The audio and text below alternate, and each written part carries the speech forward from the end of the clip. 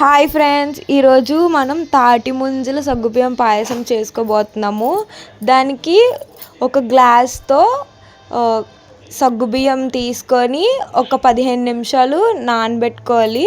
ఇగోండి, నేను ఆల్రెడీ ముందుగానే నానబెట్టుకొని ఉంచుకున్నాను. ఇప్పుడు ఒక గిన్నె తీసుకొని ఆ గిన్నె నిండా వాటర్ని అయితే నేనైతే ఒక జగ్గుతో వాటర్ తీసుకున్నాను.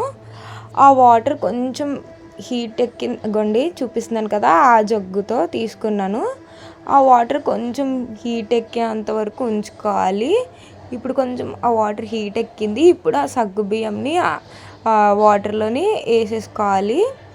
వేసుకొని కొంచెం కలుపుతూ సగ్గుబియ్యం అంటే ఉడికి కలర్ చేంజ్ అయ్యి ఉడికితే అప్పుడు మనకి బాగా అవుతుంది. అదంతా అవ్వడానికి మనకి సగ్గుబియ్యం బాగా ఉడకడానికి మినిమం 5 minutes పడుతుంది. ఈలోగా డజన్ ముంజులు కట్ చేసుకోవాలి.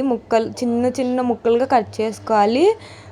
చిన్న ముక్కలుగా కట్ చేసుకొని వేసుకోవడం వల్ల మనకి అక్కడక్కడ తగులుతూ, అండ్ ఇప్పుడు ఇది తాటి ముంజల సీజన్ కాబట్టి మనకి అదే ఎక్కువ తింటాం కాబట్టి ఇలాగ కొత్తగా ట్రై చేస్తే బాగుంటుంది.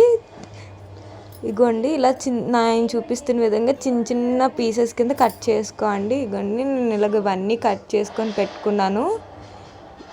ఇలా నేనైతే మాకు ఇంట్లో సరిపోయినంత తీసుకున్నాను. మీరు ఎంత తీసుకోండి, మీ ఇష్టం. ఇప్పుడు నేను సగ్గుబియ్యంలో ఎందుకు ఇవి వేస్తున్నాను అంటే సగ్గుబియ్యం చలవ చేస్తుంది, ముంజులు కూడా చలవ చేస్తాయి. అండ్ ఇవి ముంజుల సీజన్ కాబట్టి ఇప్పుడు ఈ రెసిపీని అయితే చేస్తున్నాను. ఇప్పుడు ఈ ముంజులన్నీ కూడా సగ్గుబియ్యం దాంట్లోకి వేసేసుకోవాలి.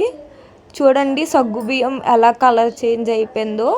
ఇలా చేంజ్ అయిపోతే మనకి టేస్ట్ కూడా బాగుంటుంది.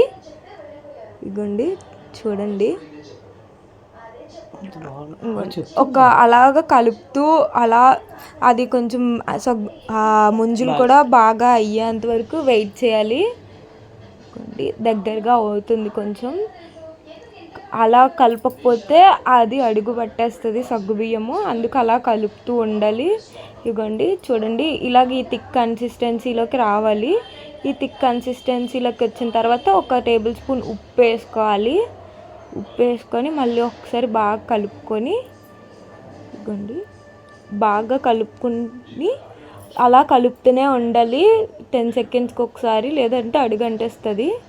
ఇప్పుడు ఒక కప్తో 1/2 కప్పు పంచదారని వేసుకోవాలి. మీరు తినే షుగర్ క్వాంటిటీ బట్టి మీరు వేసుకోవచ్చు. మాకైతే ఇప్పుడు మేము చేసుకున్న దానికి 1/2 కప్ అయితే సరిపోద్ది. ఇదిగోండి, వేసుకొని బాగా కలుపుకోవాలి. షుగర్ అంతా కూడా ముంజులకినా సగ్గుబియ్యంకి పట్టేలాగా బాగా కరిగిపోయేలాగా కలుపుకోవాలి. ఇదిగోండి, చూసారు కదా, ఇప్పుడు కొంచెం ఇది దగ్గరగా అయ్యింది. ఇప్పుడు ఒక గ్లాసుడు పాలు వేసుకుంటున్నాము. ఇదిగోండి, ఇంకా ఎక్కువ కావాలనుకుంటే మీ ఇష్టం. మేమైతే ఇక్కడ మాకు తగ్గట్టుగా ఒక గ్లాస్ పాలు వేస్తున్నాము. వేసిన తర్వాత ఒకసారి బాగా కలుపుకొని ఇప్పుడు 1 టేబుల్ స్పూన్ ఆఫ్ యాలకుల పొడి కూడా వేసేసుకుంటున్నాము. యాలకుల పొడి కూడా వేసుకొని కలుపుకుంటున్నాము. ఇదిగోండి, ఇప్పుడు కలిపేసుకొని స్టవ్ అయితే ఆఫ్ చేసాను. ఇప్పుడు స్టవ్ ఆఫ్ చేసి సర్వింగ్ బౌల్లోకి సర్వ్ చేసుకుంటే చాలా టేస్టీగా ఉంటుంది. ఇది మీరు ఫ్రిడ్జ్లో పెట్టుకొని కొంచెం సేపటి తర్వాత అయినా తినచ్చు, లేదు వేడివేడిగా అయినా తినచ్చు.